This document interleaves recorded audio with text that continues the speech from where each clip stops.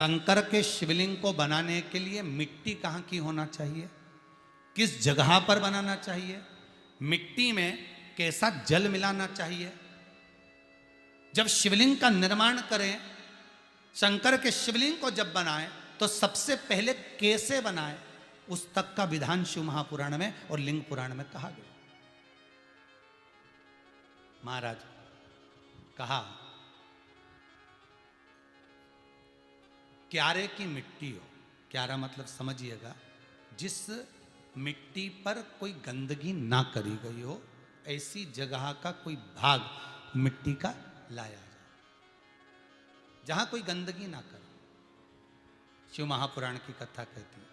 देखो, पिछले वर्ष के लॉकडाउन से लेकर अभी तक की जो कथाएं आप लोग सुने हैं, उसमें शिवलिंग मट्टी का किस तरह से बनाया जाए और कैसी मट्टी हो और उसमें पानी कैसा मिलाया जाए, कैसा शिवलिंग तैयार करा जाए, उसका विधान वर्णन नहीं कर पाए, परंतु आज कथा निकली है तो उसको सुन लो। क्यारे की मिट्टी, क्यारे की मिट्टी मतलब जिस मिट्टी पर कोई गंदगी ना करी गई हो, ऐसी जगह की मिट्टी को लेकर जाए और मिट्टी को लाने के बाद थोड़ा पानी का सींचन कर दें, अर्थात घर में लाएं तो उससे पहले मिट्टी को पवित्र करें। अपने घर में गंगा जल रखा हो, यमुना जल रखा हो, सरयू जी का जल रखा हो, उससे मिट्टी का सींचन कर दें। मान लो अगर ये जल नहीं भी है तो जल के अंदर थोड़ा सा इत्र डालकर मिट्टी का सींचन कर। अगर इत्र भी नहीं है तो जल के अंदर थोड़ा सा दूध डालकर मिट्टी का सींचन कर। दूध भी नहीं है तो एक बेलपत्री जल के अंदर डालकर उस पानी का सींचन कर। बेलपत्र भी नहीं है, पीपल का पत्ता डालकर उसका सींचन कर दें। पर मिट्टी पर घर में लाते से ही, ये नहीं कि मिट्टी आज लाए और तुमको शिवलिंग कल बनाना है, तो मिट्टी अगर एक दिन पहले लाए हो, 2 दिन पहले लाए हो, 4 दिन पहले लाए हो, तो उसी दिन जल का सींचन होना चाहिए। ये नहीं कि जिस दिन बनाएंगे उस दिन सींचन होगा। मिट्टी पर पानी का छींटा, सींचन भले ज़्यादा मत डालो, पर छींटा तो उस दिन लगा देना चाहिए जिस दिन घर में मिट्टी लेकर आए हो, जिस दिन लेकर। फिर भले तुम शिवलिंग 15 दिन बाद बनाओ, 8 दिन बाद बनाओ, 10 दिन बाद बनाओ, 3 दिन बाद बनाओ, पर उस समय पर मिट्टी का सींचन उस समय हो जाना चाहिए।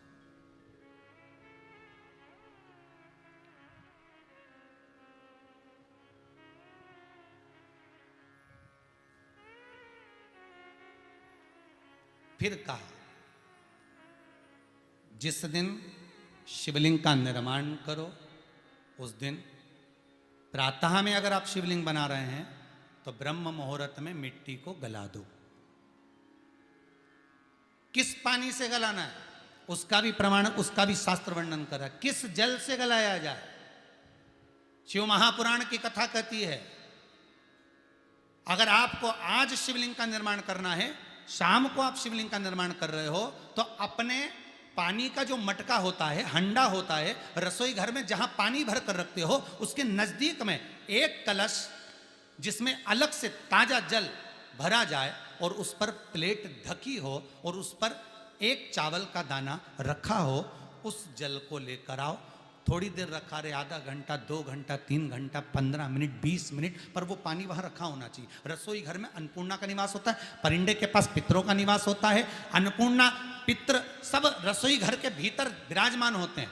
शास्त्र कहता है 33 कोटि देवता एक समय के लिए, एक क्षण के लिए हमारे रसोई घर में प्रवेश करते हैं। इसलिए रसोई घर को तुम पूरे घर को स्वच्छ रखो ना रखो, पूरे घर को तुम साफ रखो ना रखो, पर रसोई घर एकदम क्लीन होना चाहिए, साफ होना चाहिए, स्वच्छ होना चाहिए। आज के ज़माने में तो खैर गया, पर पहले जब मट्टी के चूल्हे होते थे, जब चूल्हा बंद होता था तो उसको गीला कर कर, गोबर को या पानी में उसको गीला कर कर, एक कपड़े को गीला कर कर पूरे चौके को, रसोई घर को पोंछा जाता था। मिट्टी का होता था वो, तो भी उसको पोता लगाते थे, पोंछते थे।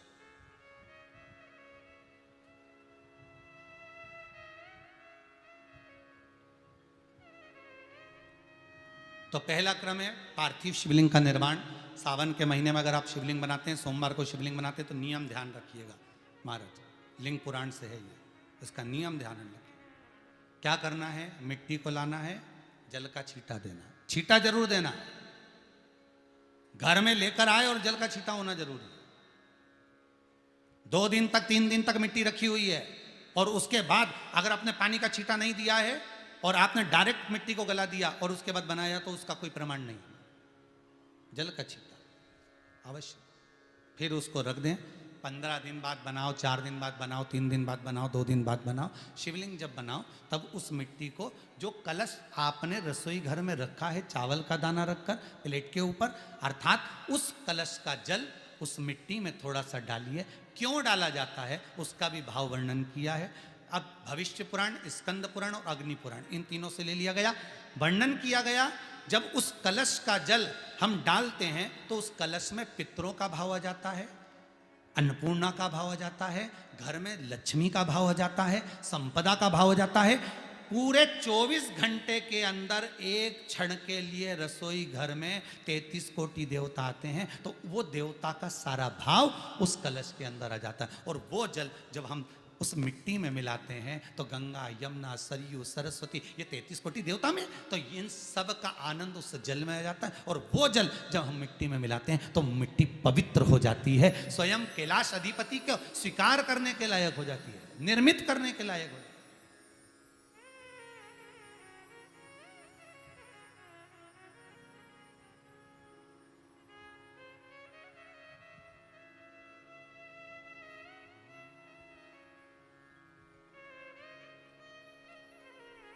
शिवलिंग का निर्माण। अब शिवलिंग का निर्माण कैसे करना? मिट्टी में गला दिया पानी में। सबसे पहले शिवलिंग बनाने से पहले पात्र को, पात्र जो होता है उसके नीचे एक बेलपत्र रखी जाती है। क्या रखना है? एक बेलपत्र। शंकर को झेलने के लिए कोई साधारण नहीं है पात्र जिस पे झेला जाए। स्वयं गंगा शिव की जटा में, और आप शंकर के शिवलिंग का निर्माण कर रहे हो, कोई साधारण नहीं हो सकता। स्वयं आप विदेश्वर संहिता के अंतर्गत पढ़े कि ब्रह्मा और विष्णु, ब्रह्मा ऊपर जा रहे हैं, भगवान विष्णु नीचे जा रहे हैं, तो पता नहीं कर पा रहे कि यहां चरण कहां पर और शीश कहां पर है, उसको जान ही नहीं पा रहे।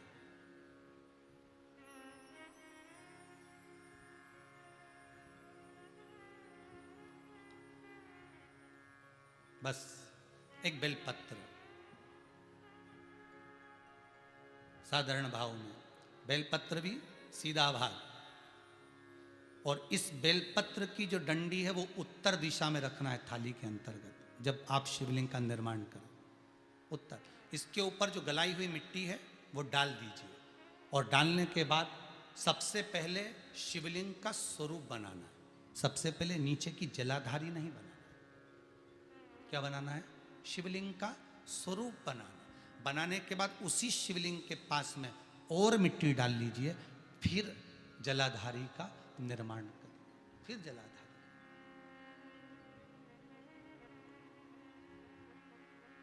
शिवलिंग जलाधारी निर्मित हो गई। शंकर जी का संपूर्ण परिवार शिवलिंग में रहता है, आपको पहले भी कहा। भगवान भूत अधिपति भूतेश्वर, भगवान शिव का संपूर्ण परिवार शिवलिंग में, पहले भी कथा में कहा, आज फिर आपको वर्णन कर देते हैं। जैसे ये जलाधारी है गोल, ये चरण है, ये शिवलिंग है। ये जो गोल भाग है जहां पर भगवान शंकर का शिवलिंग रखा है, ये पार्वती जी का हस्त कमल है। जहां से पानी नीचे गिर रहा है, इसके राइट भाग में श्री गणेश जी का स्थान, लेफ्ट भाग में श्री कार्तिकेय जी का स्थान। बीच में जो एक मोटी सी लाइन होती है जलाधारी में, वो पार्वती जी के सुंदर पुत्री अशोक सुंदरी का स्थान। शंकर जी के ऊपर जो तिकोनी रखी रहती है, उसके ऊपर से जो जल बूंद बूंद नीचे गिरता है, ये जो पानी बूंद बूंद नीचे गिरता है, या आप कलश से जल चढ़ाते हो या आप श्रृंगी से जल चढ़ाते हो, तो ये जो पानी गिर रहा है, ये शंकर भगवान की 5 पुत्रियां, जया, विषहरा, शामरी बारी, दोतली और देव, ये शंकर जी की 5 बेटी, 5 पुत्री। कार्तिकेय भी है, गणेश भी हैं, अशोक सुंदरी भी है, शंकर जी की 5 बेटियां भी हैं, शंकर भी है और पार्वती भी। अर्थात शिव जी के परिवार में आपको गणेश जी की पूजन अलग करने जाने की जरूरत नहीं पड़ेगी, शंकर के परिवार में पार्वती जी की पूजन अलग करने जाने की जरूरत नहीं पड़ेगी, कार्तिकेय की पूजन अलग जाकर करने की जरूरत नहीं है। शंकर का परिवार शंकर के शिवलिंग के साथ में उस जलाधारी में संपूर्ण परिवार शंकर का विराजमान है, संपूर्ण परिवार, कुछ भी नहीं, संपूर्ण और पूरा परिवार है महाराज। फिर वही बात आई, ध्यान दीजिएगा, जिस व्यक्ति को नींद ना आवे, रात्रि को सोते समय टेबलेट खाने की जरूरत नहीं, शंकर भगवान की 5 पुत्रियों का नाम लीजिए। जया, हाथ में जल लो, पलंग पर बैठो, जल हाथ में लिया, जया आचमन कर लो, विषहरा आचमन कर लो, शामली बारी आचमन कर लो, दौतली आचमन कर लो और देव आचमन कर लो। ये शंकर की जो 5 पुत्रियां हैं, ये ऐसी पुत्रियां हैं जो निंद्रा देवी को लेकर आती हैं और हमें विश्राम का आनंद सुख प्रदान करती हैं, हमारे नयनों पर विराजमान रहती।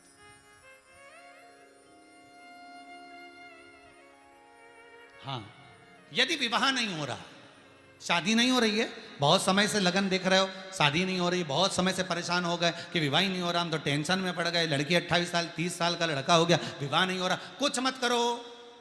अष्टमी तिथि आए तो अशोक सुंदरी वाली जो जगह है वहां पर हल्दी की 7 बिंदियां लगा दो, लड़का लड़की का हाथ उस बिंदी पर रखवा दो, उसका नाम गोत्र बोलो, उसी हल्दी में उसके हाथ पीले करवा दो और पीपल के पेड़ पर उस हाथ के 5 छापे पड़वा दो, 3 महीने में विवाह पक्का हो जाता है महाराज। उसका इतना, अशोक सुंदरी के उस हल्दी का इतना प्रमाण,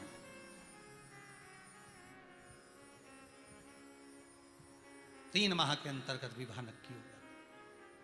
इतना इतना प्रमाण है महाराज। भगवान शिव की आराधना का कोई साधारण फल है महाराज।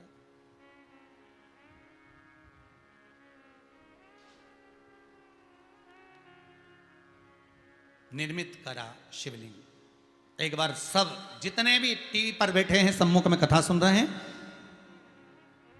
फेसबुक यूट्यूब पर सुन रहे हैं, एक बार साथ में समझें वापिस निर्माण को, शिवलिंग के निर्माण को। मिट्टी लाए, स्वच्छ जगह की, जल का छींटा दिया, रखा। जब शिवलिंग बनाया तो 1 कलश पानी पहले से 2 घंटा, आधा घंटा, 15 मिनट, 20 मिनट पहले उसको रख दिया, उसी पानी से उसको गीला करा। गीला करने के बाद उसका निर्माण सबसे पहले बेलपत्री, बेलपत्री के ऊपर मिट्टी, मिट्टी के ऊपर रखकर शिवलिंग का निर्माण, फिर जलाधारी का, जलाधारी का निर्माण और शिवलिंग का निर्माण पूर्ण होने के बाद में फिर बाबा का सुंदर भाव से आप श्रृंगार करें, अभिषेक करें, पूजन करें। और एक बात याद रखना, पार्थिव शिवलिंग का अगर निर्माण करा है तो आपको वो पार्थिव शिवलिंग को रात्रि होने से पहले विसर्जन होना जरूरी है। हाँ, अगर कोई भी शिवरात्रि का दिन है तो फिर आप पूरी रात रख सकते हो, हरतालिका तीज का दिन है पूरी रात रख सकते हो, बड़ी तीज है, छोटी तीज है, आप शिवलिंग बनाए हो तो आप पूरी रात रख सकते हो, विशेष कोई उत्सव है, श्रावण का महीना है, पूरी रात रख सकते हो। पर बाकी के समय अगर आप शिवलिंग का निर्माण करें तो उसको सूर्यास्त होने के पहले आप उसको नदी में, जल में, जलाशय में विसर्जन करें। बहुत ध्यान दीजिएगा, विसर्जन करते समय जब आप विसर्जन करें, पानी में अपने पात्र को, शिवलिंग को जब छोड़ें, उस समय पर ध्यान दीजिएगा कि शिवलिंग की जो जल की धार है, जिसका उत्तर की ओर जो जल की धार होती है, विसर्जन करते समय वो जल की धार अर्थात वो उत्तर का भाग हमारी ओर होना चाहिए और थाली इस तरह से पकड़ें कि वो भाग हमको जब डालें तो वो भाग हमको दिखे, थोड़ा सा नजर आए पानी में डालते समय। और जब वो थोड़ा भाग दिखता रहे, और जिस लिए आपने शिवलिंग बनाया, जिस कामना से आपने शिवलिंग बनाया है, वो कामना उस भाग को पानी में देखते देखते बोल दीजिए, वो कामना पूर्ण हो जाती है। इसको कहते हैं पार्थिव शिवलिंग का निर्माण करना और उसकी आराधना करना, उसकी आराधना। कई लोग करते हैं, बना भी लेते हैं, पूजन भी करते हैं, और कई बार कहते हैं हमारा काम नहीं, तो उसमें भगवान का दोष नहीं है, दोष अपना। देखो, आप आए नहीं, सुबह हो गई, मेरी पूजा की थाली धरी की धरी रह गई। क्यों नहीं आए, किस लिए नहीं, वो हमें देखना।